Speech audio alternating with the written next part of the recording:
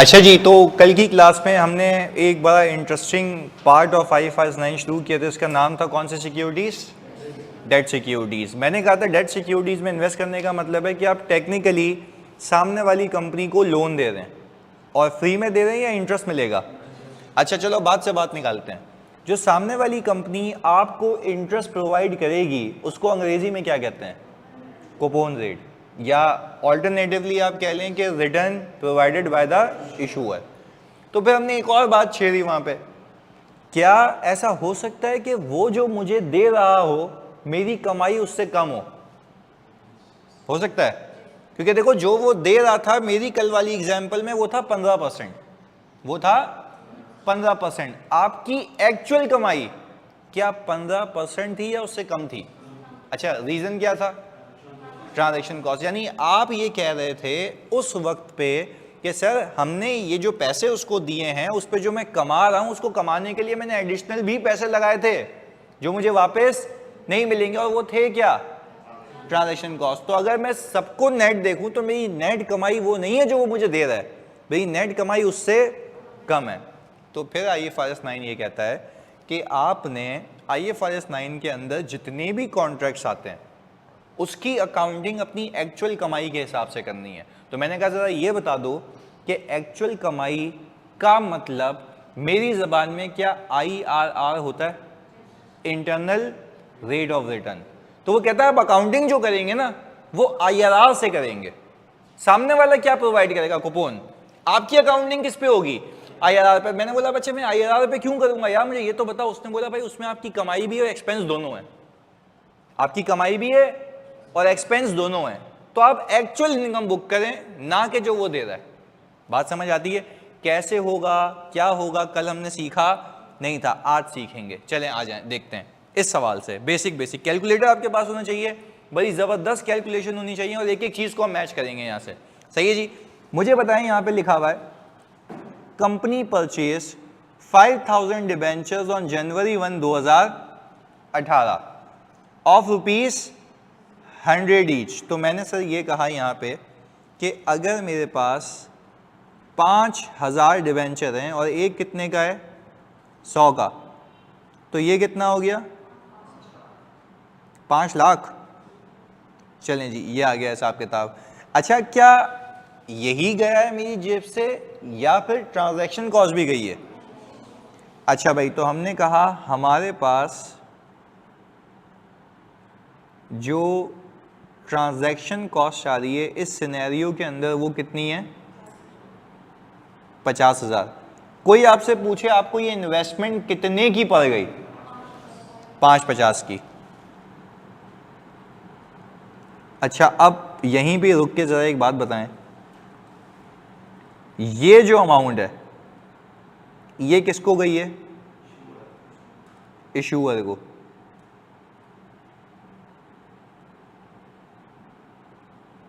ये आ गई। ये अमाउंट किसको गई है? बैंक को, यानी ब्रोकर को।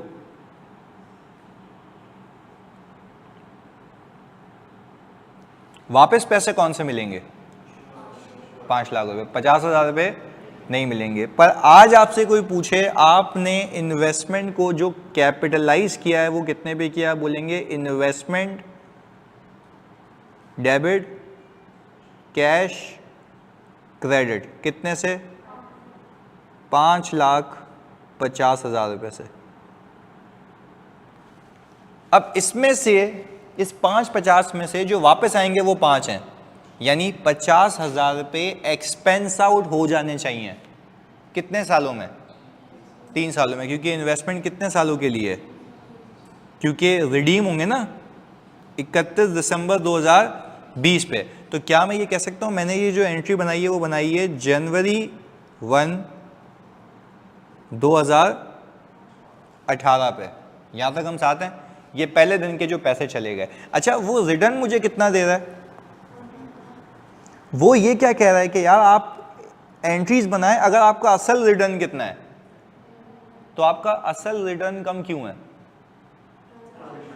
ट्रांजैक्शन कॉस्ट की वजह से। चलो एक बार असेसमेंट भी कर लेते हैं कि हम अकाउंटिंग शुरू करने से पहले। सही है जी, ताकि हम साथ रहें। असेसमेंट। अच्छा मुझे आप एक बात बताएं, 2018, 2019 और 2020 वो मुझे रिटर्न देगा कितने परसेंट का? 15% का। अच्छा 15% का रिटर्न वो 550 पे देगा या 5 पे देगा? 5 पे देगा। प्लीज बताएं 15% इंटू 5 लाख कितना आता है? 75,000।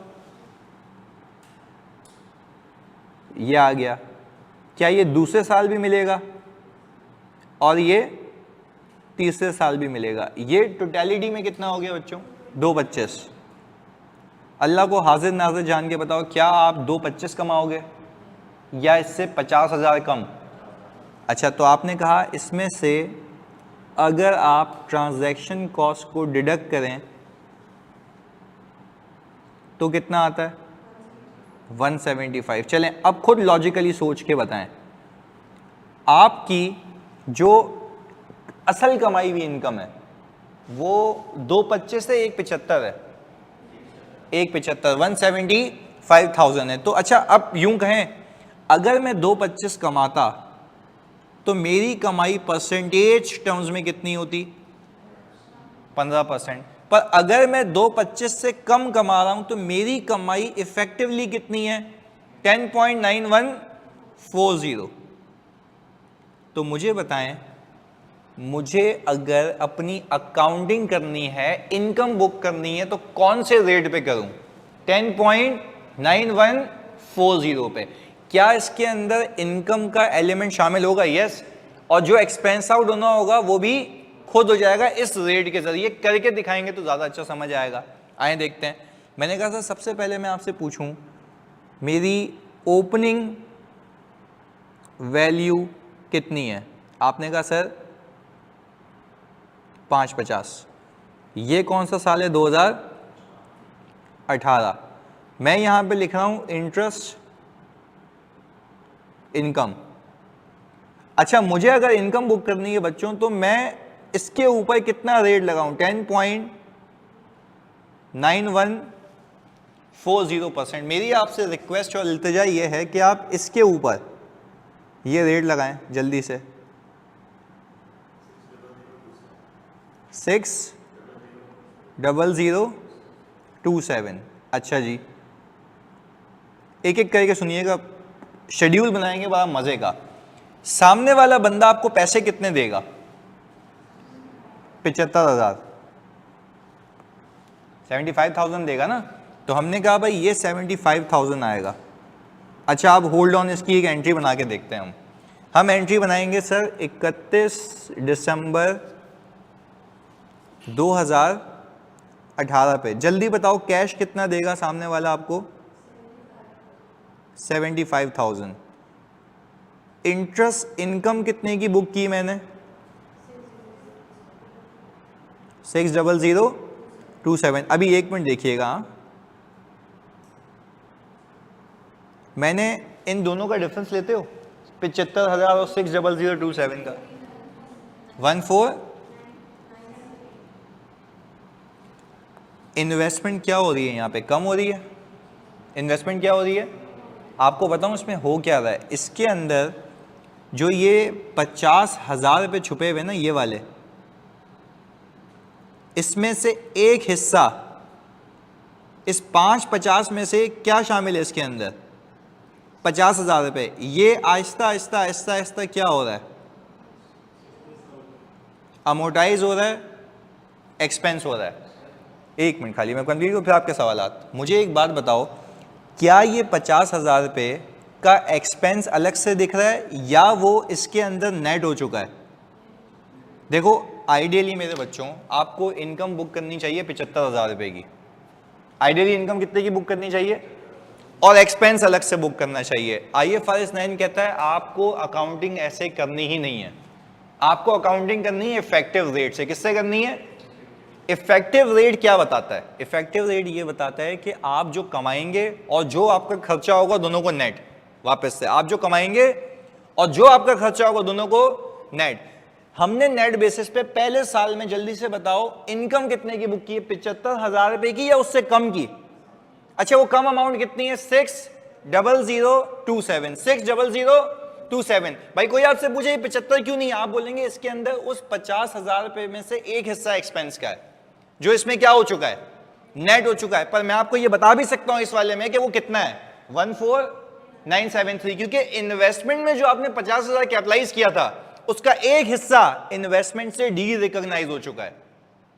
इन्वेस्टमेंट से क्या स्ट्रेट लाइन पे हो रहा है या टाइम वैल्यू ऑफ मनी के साथ, ये वजह है।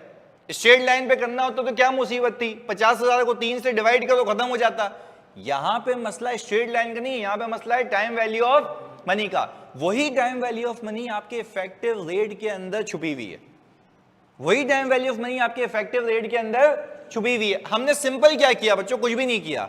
हमने बोला जल्दी से बताना आपके पैसे कितने फंसे हुए हैं, 550, इसके में से वापस कितने आएंगे, 50,000 वापस। मैंने भाई एक फाइनेंशियल मॉडलिंग की, मैंने बोला मुझे बताओ आज इतने पैसे लगाऊं, इतने इतने इतने इतने पैसे वापस मिले तो मेरा असल रिटर्न कितना है, तो उसने बोला 10.9140। मैंने कहा अच्छा 10.9140 से मैं इनकम बुक करूं, उसने बोला यस। मैंने कहा उसका वजह क्या ये तो बताओ, उसने बोला भाई इसमें 75,000 की इनकम होगी और एक पार्ट एक्सपेंस का होगा। तो मैंने कहा क्या एक्सपेंस अलग से दिखेगा, उसने बोला नहीं, इनकम में नेट हो जाएगा क्योंकि कॉन्ट्रैक्ट एक ही है। कॉन्ट्रैक्ट एक इनकम की नेट कमाई पहले साल की कितनी है, 60027। पैसे कितने दे रहा है, तो सर ये इनकम कम क्यों बुक हो रही है जल्दी बताओ, क्योंकि ट्रांजैक्शन कॉस्ट का एक हिस्सा इसके अंदर क्या हो गया, एक्सपेंस आउट। तो और वही देखो इन्वेस्टमेंट से निकल के 14,973 डी रिकॉग्नाइज हो गया। ये कौन से साल की बात हो रही है, आपको नहीं लगता कि हर साल ऐसे कुछ ना कुछ अमोर्टाइज होते होते होते होते 50,000 क्या हो जाएगा, जीरो। करके देख लेंगे। पहले आपका सवाल हो गया एड्रेस, चलें ओके। ऑनलाइन वालों पहले बताओ यहां तक बात समझ आती है, जल्दी से बताओ सारे बच्चों। अच्छा नायला कह रही है सर जब हम इक्विटी सिक्योरिटी में फेयर वैल्यू थ्रू पीएनएल कर रहे थे तब ट्रांजैक्शन कॉस्ट को एक्सपेंस आउट हो रहा था, we didn't amortize just because it didn't have a fixed tenure of maturity. Yes बिल्कुल सही जवाब, सवाल भी खुद किया जवाब भी दे दिया माशाल्लाह। वो कह रही हैं कि सर जब इक्विटी सिक्योरिटीज थी तो वहां पे कुछ अमोर्टाइजेशन नहीं होती क्योंकि वहां पे फिक्स मैच्योरिटी नहीं होती ना। यहाँ पे क्या है 3 साल की मैच्योरिटी है, तो मुझे पता है कि यहाँ पे आते आते आते आते तो ये पैसे खत्म हो जाएंगे और मुझे वापस नहीं मिलेंगे। तो दिस इज द रीजन कि मैं डेट सिक्योरिटीज के अंदर ट्रांजैक्शन कॉस्ट को क्या करता हूँ, अमोर्टाइज। पर अगेन तुम सबसे पूछता हूँ स्ट्रेट लाइन के ऊपर या आईआरआर के जरिए, it includes the component of time value of money, वो हिसाब से करेगा आपने। क्लैरिटी है, चलें जी। ऑनलाइन वेरी गुड नाला, वेरी गुड एक्सप्लेनेशन। अच्छा अब मुझे बताओ पहले ऑनलाइन वाले बच्चों, सारे बच्चों के यहां तक की कहानी क्लियर है, नायला आपको बात क्लियर है, हमजा आपको बात क्लियर है, बाकी सारे बच्चे, हाँ जी सारे बच्चे मतलब सब, हाँ बिल्कुल कंसिडर होते हैं आदिल, उसी से तो आईआरआर निकलता है। चलें अब मुझे बताओ जल्दी से, कैलकुलेटर मैंने कहा था आपके पास होना चाहिए, कॉपी करने का पूरा टाइम दूंगा। क्लोजिंग आपसे रिक्वेस्ट है ओपनिंग में ये प्लस करें और कैश माइनस करें। 535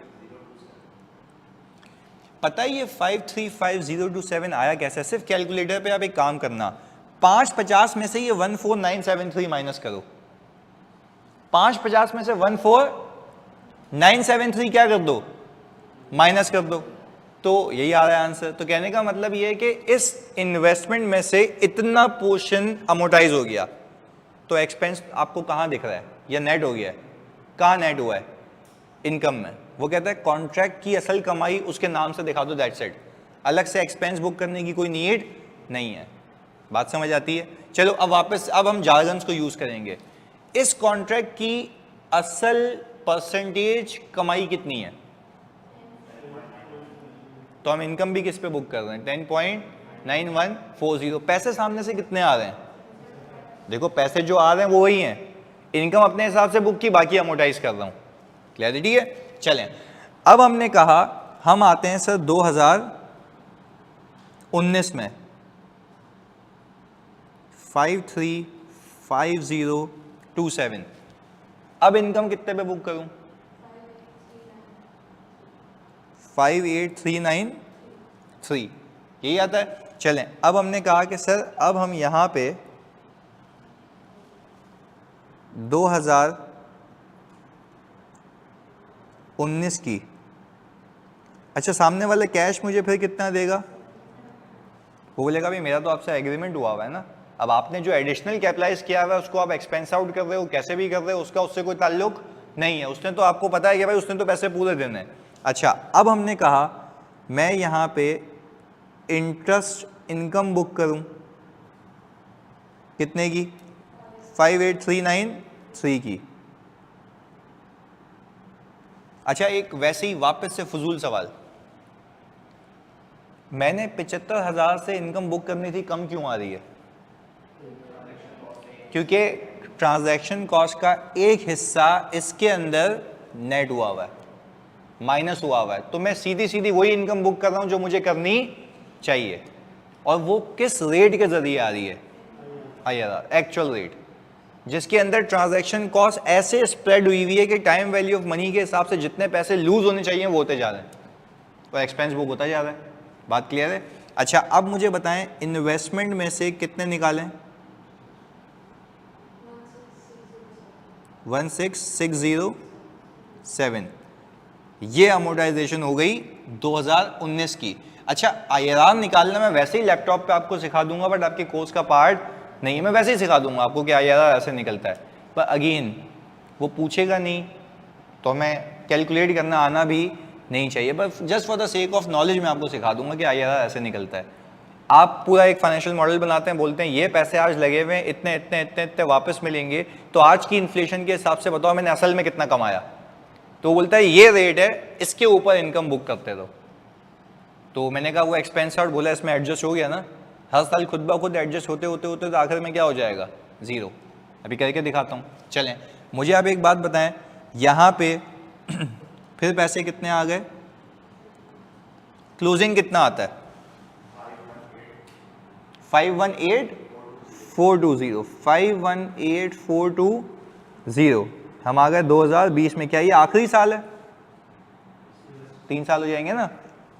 हमने कहा 518,420, इसके ऊपर कितना आता है? 56,580। अच्छा, फिर ये आ गया 75,000। तो अगर हम 2020 की एंट्री बनाना सीखें तो हमारे पास कैश कितना आया भाई? 75,000। Interest income 56,580। अच्छा, वापस से अगेन एक फजूल सवाल, फिर 75,000 की इनकम की जगह मैंने कम क्यों बुक किया है? ट्रांजैक्शन कॉस्ट का पूरा हिस्सा या एक हिस्सा? एक हिस्सा अमोर्टाइज होता है, इस साल जितना होना चाहिए। कितना आ रहा है वो? ये कह रहे हैं 18,420। चलें जी, कैलकुलेटर पे प्लीज़ एक चीज़ है, सही है, मुझे बताएं ये और 14973 कितना बनता है? 14973, 16607 और 18420। हाँ, 18420, 50,000 बनता है। रीचेक कर लें एक बार, 50,000 बनता है। यही वो अमाउंट है जो हर साल आपकी इन्वेस्टमेंट से निकल के क्या हो गई? Expense out. तो एक्सपेंस दिख तो नहीं रहा मुझे, नेट हुआ हुआ है। कॉन्ट्रैक्ट की इनकम बुक करो, कहानी खत्म। यही तो हमने फाइनेंशियल मॉडलिंग में सीखा उसमें कि भाई आप एक ऐसा मॉडल बनाएं जो आपको आपके कॉन्ट्रैक्ट की इनकम बताए। ये तो आपको पहले दिन पे अल्लाह की कसम पता था कि आपकी इनकम 15% नहीं है, उससे कम है। और वो कितनी थी परसेंटेज वाइज? 10.9140। अच्छा, आपकी असल इनकम कितनी है अमाउंट वाइज? 175,000। अच्छा, मुझे जल्दी से बताएं, इन सबको तीनों को प्लस करो जो आपने इनकम्स बुक की हैं। इन तीनों को प्लस करो जो आपकी इनकम बुक की है। यही है? तो मुझे एक बात बताएं, ये भी 175,000 आ रहा है। अच्छा, नाइला कह रही है कि sir how IRR is concerned with time value of money. I am not talking about the IRR is concerned with time value of money, but the transaction cost that has been amortized is concerned with the time value of money. यानी अगर मुझे income book करनी होती तो मैं 75 हज़ार रुपये book करता, हाँ या नहीं? और मैं सिंपल एक काम ये करता है कि मैं उस 50,000 रुपये को अमोर्टाइज कर देता स्ट्रेट लाइन के ऊपर, तब भी पूरे सालों में इनकम तो वही बुक हो जाती। पर कहने का मतलब ये है कि आपके पैसे की value by the passage of time क्या होती है? चेंज होती है। तो उसी चीज को IRR ने अपने अंदर क्या कर लिया? इनकॉर्पोरेट कर लिया। और उसने कहा भाई ये कॉन्ट्रेक्चुअल रेट है आपका जिस पे आपने इनकम बुक करनी है। उसके अंदर दो चीजें हो रही होंगी, एक इनकम बुक हो रही होगी और दूसरा ट्रांजैक्शन कॉस्ट एक्सपेंस आउट हो रही होगी। देखो यही वाली चीज मुझे पहले दिन पे पता थी कि मेरी असल कमाई कितनी है, 175,000। तो मुझे रेट भी तो असल चाहिए ना जिस पे मैं इनकम बुक करूं। तो हमें जो रेट मिला गया वो कौन सा मिला गया? 10.9140। This is the return provided by the issuer और माय एक्चुअल रिटर्न।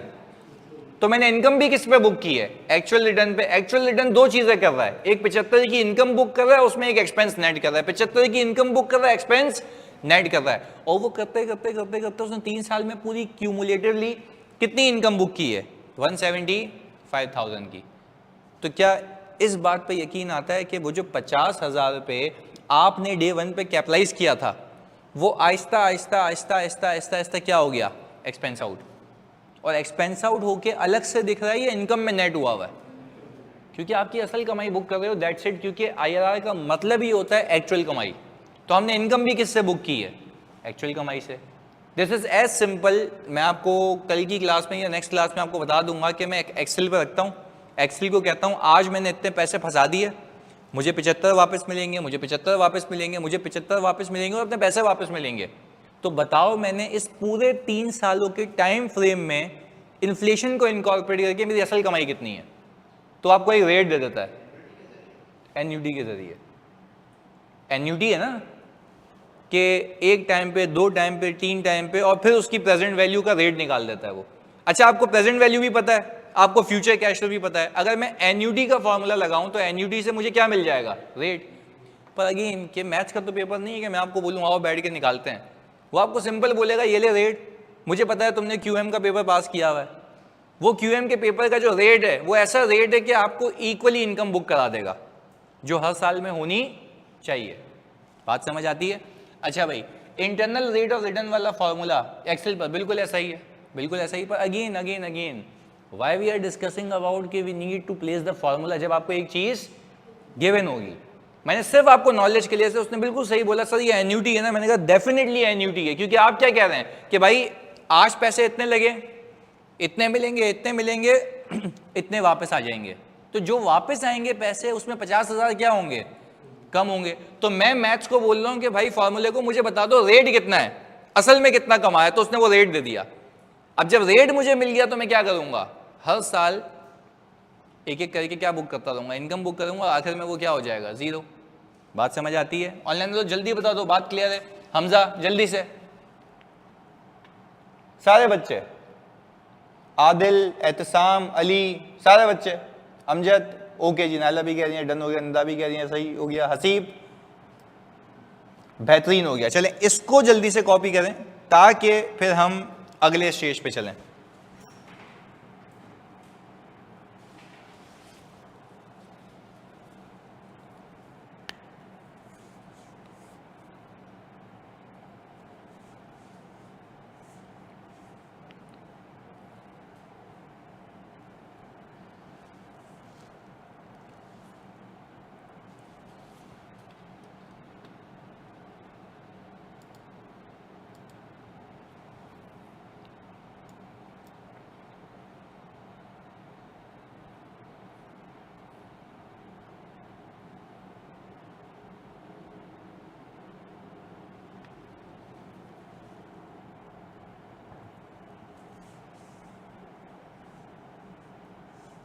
नाफा इस्लामिक पेंशन फंड पर इंटरेस्ट हराम है।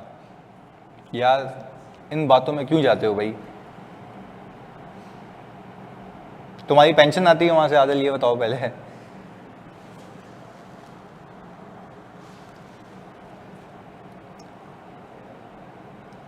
IRR समझने में तुम लोगों को मौत आ रही है। हाँ, जो बचपन में तुम्हें QM में सिखाया जाता है, मैं फिर बताऊँ, अभी तो जब मैं तुम्हें लीजेस शुरू कराऊंगा ना, सुनिएगा, जब मैं तुम्हें लीजेस शुरू कराऊंगा ना, वहाँ पे मैथ्स की तुम्हारी असल टेस्टिंग होगी कि तुम्हारा मैथ्स कितनी स्ट्रांग है। वहाँ पे जाके मैं वापस से तुम्हें क्वांटिटेटिव जो टेक्निक्स के तुमने PRC में मैथ्स सीखी हुई है वो वापस रिवाइज करानी पड़ेगी। उसमें इतनी चीज़ें हैं, तो वो तो मुझे पता है तुम लोगों की मैथ्स बहुत अच्छी है।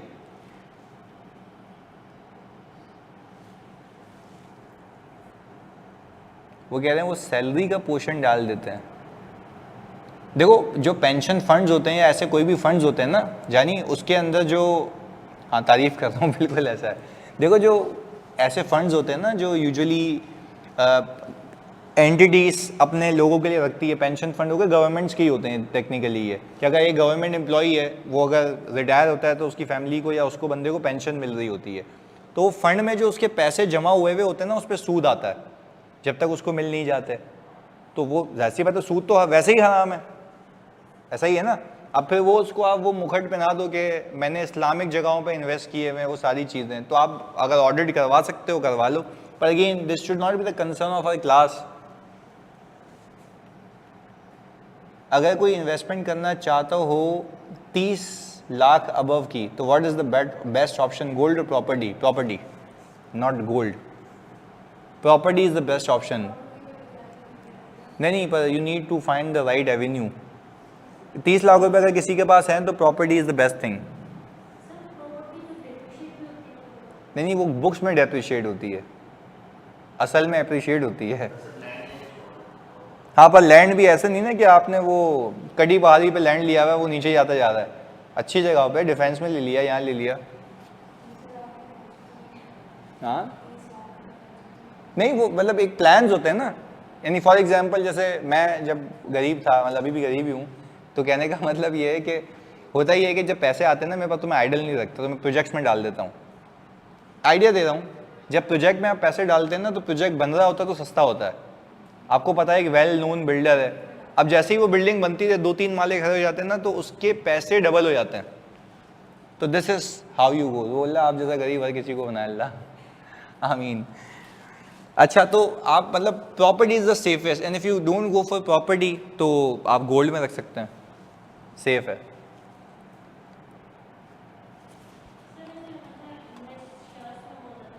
शेयर्स में मैंने अभी ऑडिट में कहानी सुनाई थी सौले की, शेयर्स में इन्वेस्टमेंट की, तो आप वो सुनिएगा तो आपको पता लगेगा कि शेयर्स में रखने चाहिए या उसके लिए आपको नॉलेज होनी चाहिए मार्केट की। तो वही ना, तो नुकसान भी तो है ना उसमें। अभी IFRS 9 कर रहे हो, याद है ना कि फेयर वैल्यू अचानक से नीचे आई तो लॉस हो जाएगा। आप तो वैसे ही इंडिविजुअली ये थोड़ी ना कह सकते हैं फेयर वैल्यू तो उसी है PNL, आपका तो जो भी है आपका ही है।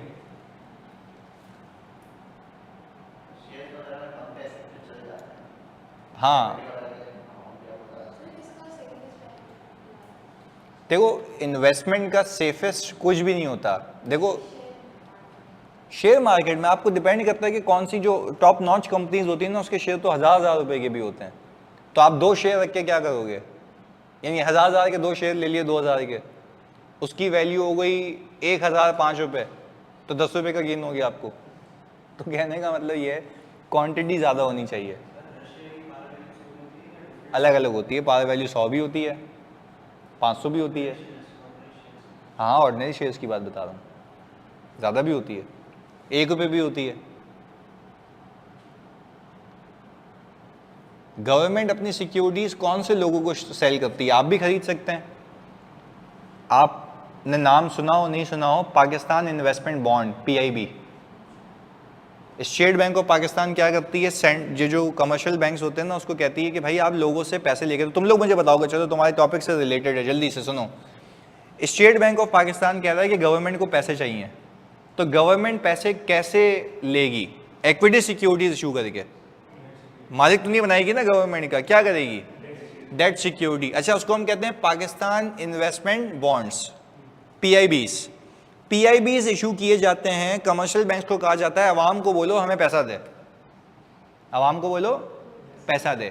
मैं बीइंग अ इंडिविजुअल क्या पाकिस्तान इन्वेस्टमेंट बॉन्ड खरीद सकता हूँ? यस। मैं गया, मैंने बोला भाई पाकिस्तान इन्वेस्टमेंट बॉन्ड दे दो, उसने बोला कितने बॉन्ड चाहिए, मैंने कहा 50,000 बॉन्ड चाहिए। मैंने कहा एक बॉन्ड कितने का, उसने कहा 100 रुपये का।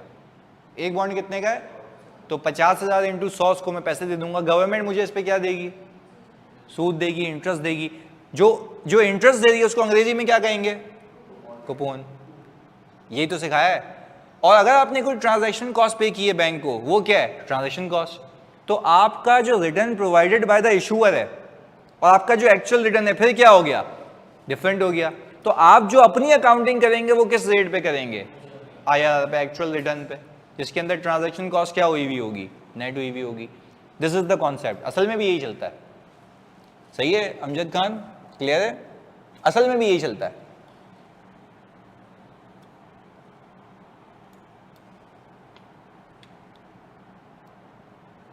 अच्छा, असेसमेंट जो मैंने निकाला है सर, नहीं हम ये पेपर में नहीं निकालेंगे क्योंकि इसे समझाने के लिए कि वो उससे मैच करेगा। हाँ, आप लॉजिकली चेक करना चाहो तो कर सकते हो एग्जाम में कि क्या मैंने सही किया या नहीं किया।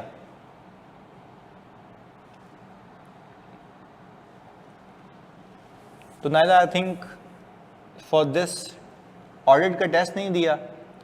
हाँ, आप आज दे सकती हैं।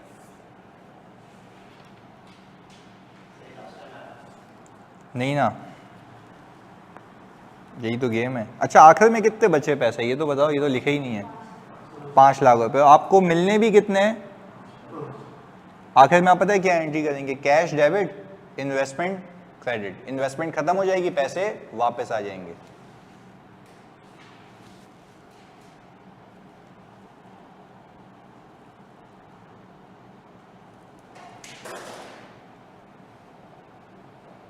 कूपन रेट कैसे डिसाइड होता है यार, वो तो जो सामने वाले को जितना रिटर्न चाहिए होता है या वो दे सकता है, सॉरी, वो उतना करेगा ना। यानी फॉर एग्जांपल आज मुझे आप लोगों से पैसे चाहिए होंगे तो मैं ये देखूंगा ना कि यार मैं कितनी इस्तात है मेरी सूद पे करने की। तो अच्छा, अब मुझे बताओ, एक कंपनी है, तुम सोच के बताना लॉजिकली ज़रा। एक बैंक है, फाइनेंशियल इंस्टीट्यूशन है, बैंक है, वो कह रहा है कि मैं भी डेट सिक्योरिटी इशू कर रहा हूँ, गवर्नमेंट कह रही है, तो वो तो ज़्यादा सिक्योर है ना, वो तो डिफॉल्ट नहीं करेगी। गवर्नमेंट अगर डूब भी गई तो पैसे छाप के दे देगी आपको। तो वो होती है रिस्क फ्री। क्या होती है, रिस्क फ्री। भाई गवर्नमेंट को पैसा देना टेक्निकली या रिस्क फ्री थिंग ना, क्योंकि वो तो पैसे छाप के आपको दे देगा। दूसरी बात इसके है, एक कंपनी है, वो कह रही है कि मैं आपको डेट सिक्योरिटी इशू कर रही हूँ, मुझे पैसे दो। आप किस में पैसा डालोगे, गवर्नमेंट में, पक्की बात है ना, क्योंकि उसमें रिस्क नहीं है। अब एक और चीज़, एज अ इंसेंटिव कंपनीज ये करती हैं कि यार देखो गवर्नमेंट अगर 15% दे रही है ना, हम आपको 21% देंगे, अब डालोगे, यस, पर रिस्क, तो जहां रिस्क ज्यादा है वहां रिटर्न भी ज्यादा है। तो this is how they offer. यानी अगर कंपनी को, किसी कंपनी को पैसे चाहिए तो आप उसको भी पैसे देते हो, बिल्कुल देते हो, तो उस पर जो रिटर्न होता है वो क्या होता है, ज्यादा होता है, वो इंसेंटिव होता है ना। वरना मुझे बताओ, कोई भी कंपनी गवर्नमेंट से नीचे रेट ऑफर कर ही नहीं सकती, क्योंकि मैं बोलूँगा मैं बेवकूफ़ हूँ, तुझे पैसे दूँ, मैं किसको पैसे दे दूँ, गवर्नमेंट को। तो वहाँ से पैसे कमाने का फ़ायदा क्या है भाई, रिस्क नहीं है, पैसे डूबने का खदशा नहीं है। जबकि किसी और को पैसे दोगे तो पैसे डूबने का खदशा है कि भाई हो सकता है वो प्रीपे ना कर पाए। तो अगेन, जो भी कंपनी डेट सिक्योरिटी इशू करती है उसको रेट ऑफर करना पड़ता है अबव गवर्नमेंट, यानी अबव रिस्क फ्री। आज के बाद अगर मैं आपको बोलूँ रिस्क फ्री रेट 15%, इसका क्या मतलब है कि वो गवर्नमेंट का ऑफर्ड रेट है, और उसके ऊपर अगर कोई मुझे ऑफर करेगा तो मैं पैसे देने को तैयार हूं।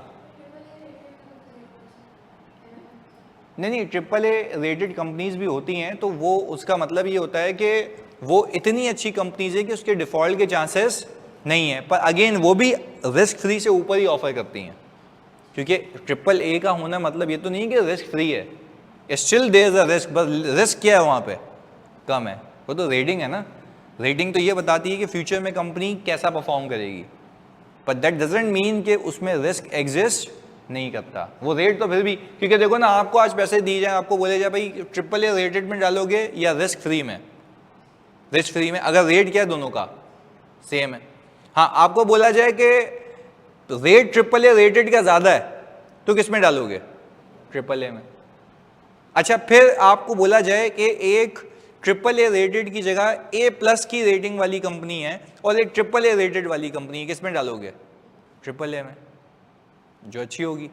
Depending upon the rate. Clear है? तो ये सारी चीज़ें हैं। IFRS 9 में जनरल एंट्रीज हैं भाई, जनरल एंट्रीज भी हैं, बैलेंस शीट के एक्सट्रैक्ट्स भी हैं। अभी तो हमने सिर्फ समझा है ना मैकेनिज्म। पहले बताओ ये वाली बात क्लियर है? पक्की बात है? अच्छा चलें, अब इस बात का खुलासा करते हैं हमने किया क्या है। हमने जो आज की क्लास में किया है ना, उसका नाम है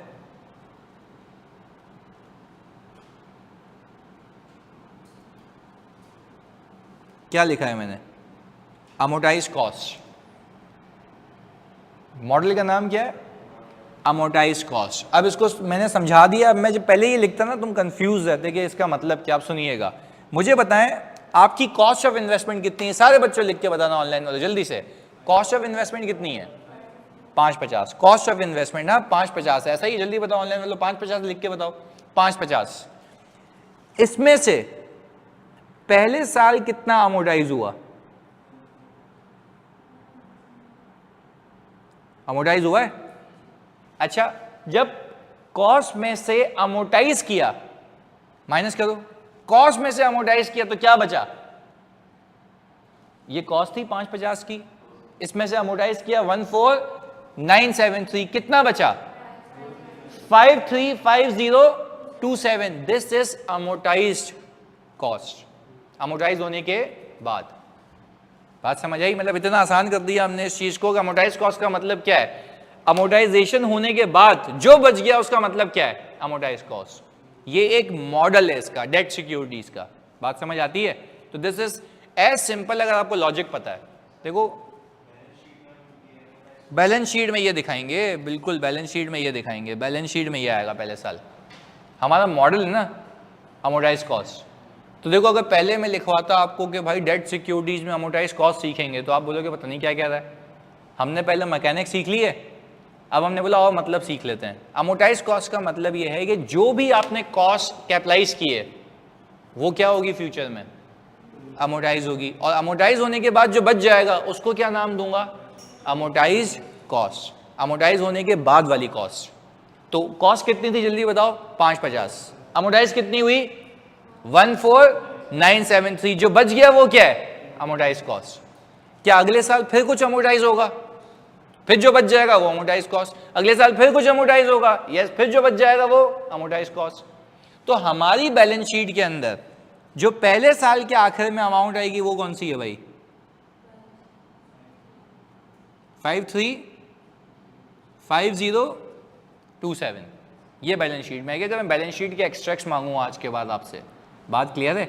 ये कौन सी सिक्योरिटी है? किस पे कैरी हो रही है? अमोर्टाइज कॉस्ट पे। बात समझ आती है? ऑनलाइन मतलब जल्दी बताओ, यहां तक क्लैरिटी है?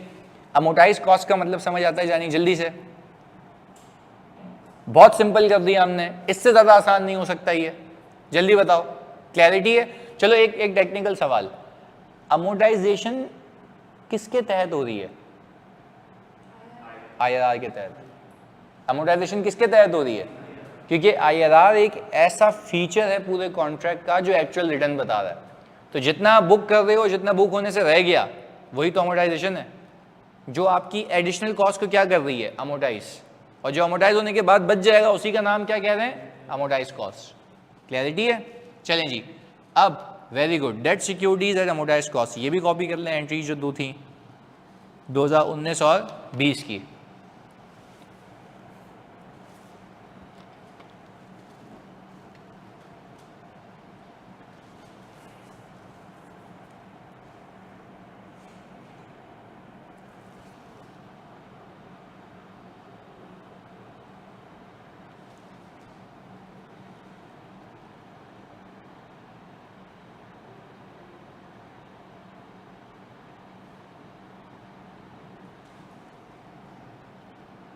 IFRS 9 का PDF का शेयर कर दूं, बुक का आज मिल जाएगा आपको भाई, पूरा चैप्टर लगा देता हूँ मैं उस पर। चलें आगे? चलें जी, ये रहा एक सवाल आपकी प्रैक्टिस के लिए जल्दी से। Company purchase 20,000 debentures on January 1, 2018 of ₹100 each, carrying a return of 15% for 3 years, जो कि वापस मिल जाएगा 3 सालों बाद। Transaction cost paid by the company is 5%।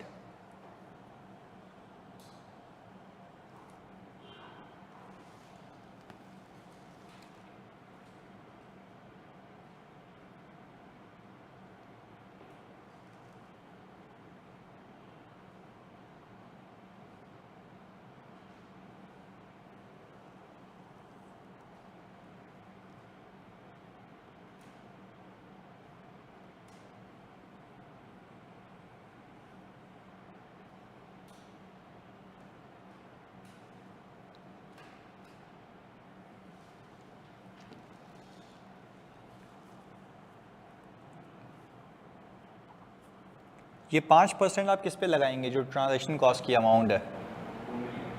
2 million पे, क्योंकि जितने पैसे बैंक अरेंज करा के देता है उसी पे अपना कमीशन लेगा ना, कि भाई ये अमाउंट है, इस पे मेरा कमीशन बनता है।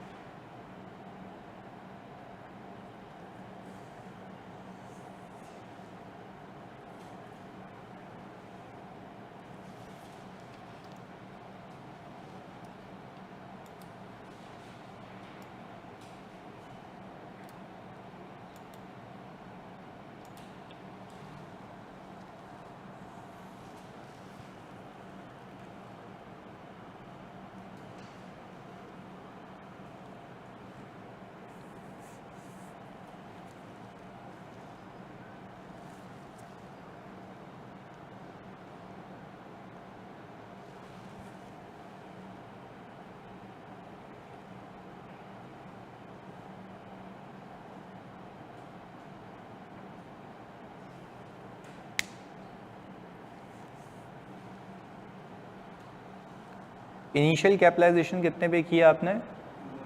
2.1 मिलियन पे, जिसके अंदर जो 1 लाख रुपए की अमाउंट है वो मुझे लगता है वापस नहीं मिलेगी।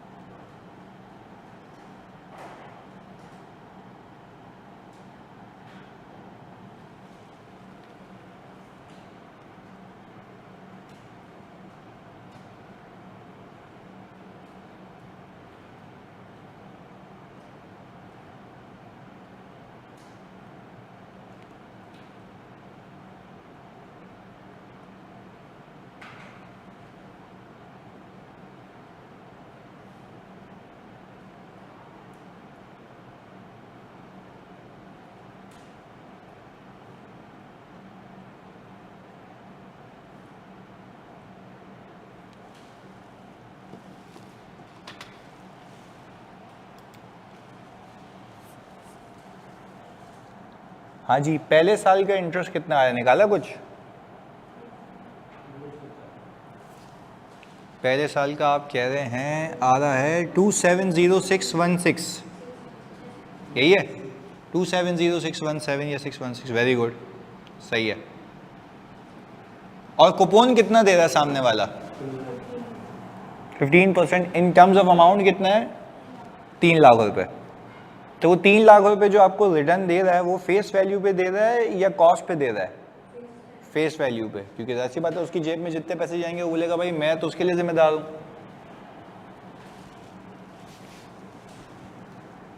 वाह भाई, इसने तो पूरा शेड्यूल बना दिया यहाँ पे, गुड यार। आपकी एवरेज बैलेंस कितना रहता है? हाँ जी, डन हो गया। आखिर में कितने बचे पैसे? 2 मिलियन, क्योंकि 1 लाख रुपए होते होते होते होते तो क्या हो गए? अमोर्टाइज हो गए। अच्छा, तो अब हम अगर ये कहें कि हमारे पास जो फेस वैल्यू है in this situation,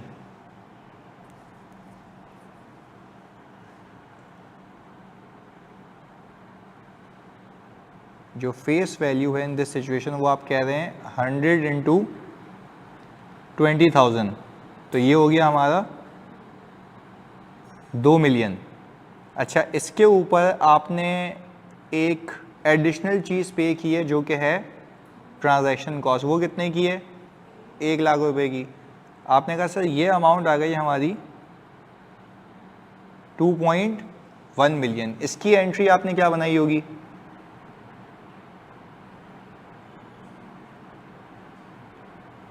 investment debit और कैश क्रेडिट, ये आ गया आपके पास 2.1 मिलियन।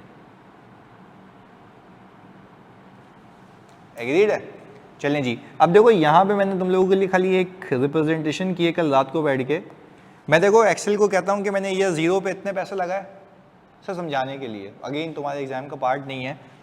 पहले साल इतने मिलेंगे, दूसरे साल इतने मिलेंगे, तीसरे साल 2.3 मिलियन क्या है? 2 वेरी गुड, 2 मिलियन प्रिंसिपल और 3 लाख रुपए इंटरेस्ट। तो मैंने उसको यहाँ पे ना IRR का फॉर्मूला लगाया, एक्सेल पे करके देखना।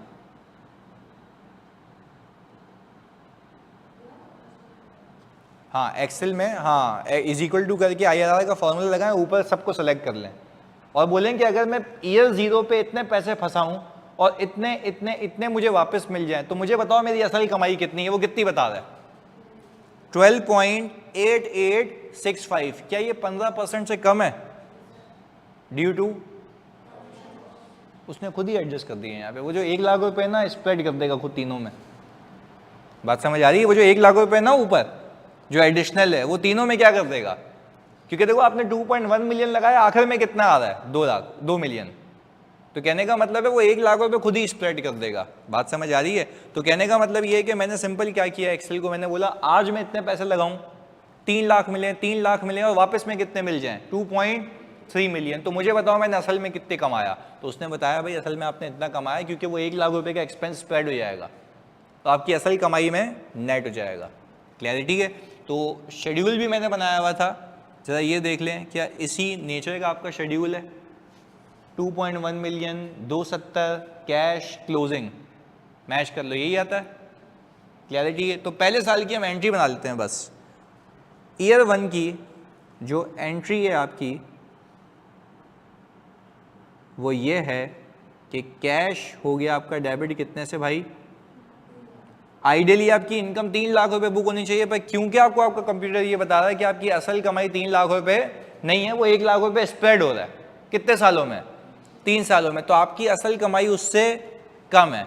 तो हमने क्या किया, जो इंटरेस्ट इनकम बुक की वो कितने की बुक की? 270,616, ऐसा ही है। तो और हमने कहा कि हमारे पास इन्वेस्टमेंट जो क्रेडिट हो रही है वो कितने से हो रही है? 29,384, ये आ गया। और अगर आपने तीनों सालों की एंट्रीज बना ली हैं तो आप जो तीनों सालों की क्रेडिट इन्वेस्टमेंट हो रही है उन सबका सम करें तो 1 लाख के इक्वल आना चाहिए। आ भी रहा होगा, ऐसा ही है। ऑनलाइन वालों जानी सब क्लियर है? हमजा, हसीब, सारे बच्चों आ रहा है ना 1 लाख रुपए? यानी अब हमने बिल्कुल सही किया ये वाला। बेहतरीन है, बेहतरीन है, बेहतरीन है। हमारी क्लास कितने बजे तक है? 12:30, बस 12:45। चलो अभी हम 10 मिनट में क्या ही कर लेंगे। तो मेरे ख्याल से हम इसको यहाँ तक रखते हैं। इसके आगे बिल्कुल मतलब आप समझ लें कि इन्वेस्टर ख़त्म हो जाएगा जब मैं 2 और मॉडल्स करा दूंगा इसके, फिर कौन सा शुरू हो जाएगा? इशू है। और हम जैसे जैसे जो चंक करते रहेंगे वैसे वैसे उसके पास पेपर करते रहेंगे। तो अभी वैसे इस हद तक भी मैं पास पेपर करवा सकता हूँ, पर अभी हम कह रहे हैं रुक जाएं फिर आगे चलते हैं। पर क्विज आ जाएगा इस नेचर का। क्लैरिटी है? तो भाई चलें, अ वेरी हैप्पी ईद मुबारक आप सबको इन एडवांस। तो अभी ऑडिट है, उसके बाद भी वापस से करेंगे, बट चलें अभी फ़िलहाल के लिए चलें। थैंक यू, अल्लाह भैया सबको खुश रखे। पास पेपर में बोलता है 1 साल की एंट्री बना दो, पहले साल की बस, और बोलता है 8 नंबर, ये है। और एक आध बार मुश्किल सवाल आया इसका कि वो बोलता है कि करना इस मॉडल से चाहिए था, कर इस मॉडल से दिया, तो करेक्शन मांगता है वो, तो वो भी देख लेंगे, कोई मसले वाली बात नहीं है। बता रहा हूँ ना, ये FAR2 भाई के हाथ का गेम है, वो भूल जाओ। 2016-17 से लेके अब तक पढ़ाई FAR2 है, तो इसमें मज़ा आएगा। मैंने बीच में, पर जब मैंने अपनी आर्टिकल शुरू की थी तब से पढ़ाना शुरू किया था। तो मैंने 2020 में क्वालिफाई किया था और 2017 से मैंने टीचिंग शुरू कर दी थी। सही है? तो ये था। चलें ओके, मिलते हैं कल क्लास, आई थिंक कल क्लास नहीं है, सही जी, कल छुट्टी है, चलें ओके, अल्लाह हाफ़िज़।